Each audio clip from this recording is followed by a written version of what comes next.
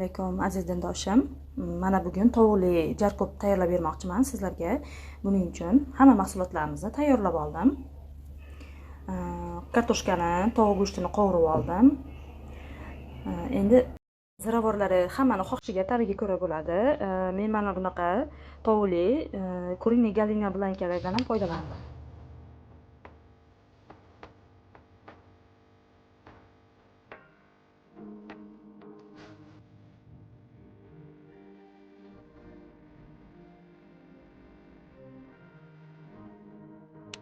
Yaxshi qovurilyapti. Endi ichiga bittalab tovuq go'shtini joylab chiqamiz.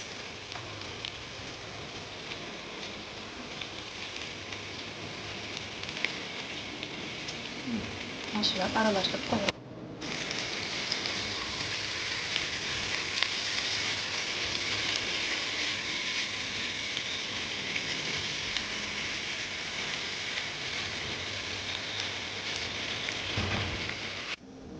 Go'shtimiz yaxshilab qovurilib oldi.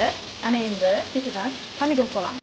Ketidan pomidor va chesnoklarni solamiz va qovurishga o'rnatamiz. Va birlashtirib, pomidor bilan chesnokni ham birma-bir qovurib olamiz. Qovurish uchun ozgina tomat pastasi qovuramiz.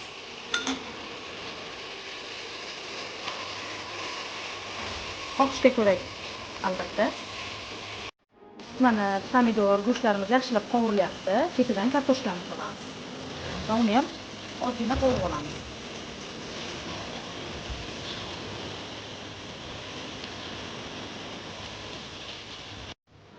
To'g'ralgan ko'kat va rayhonlarni solib chiqamiz.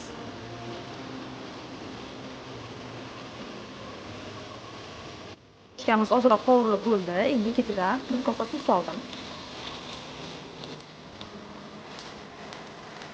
Suvni ko'p solmaymiz. Suvimiz qaynab chiqdi. Endi bunga galina blanka soldim va bundan ziravorlarni ham ozgina qo'shib chiqamiz. Zira ham soldim.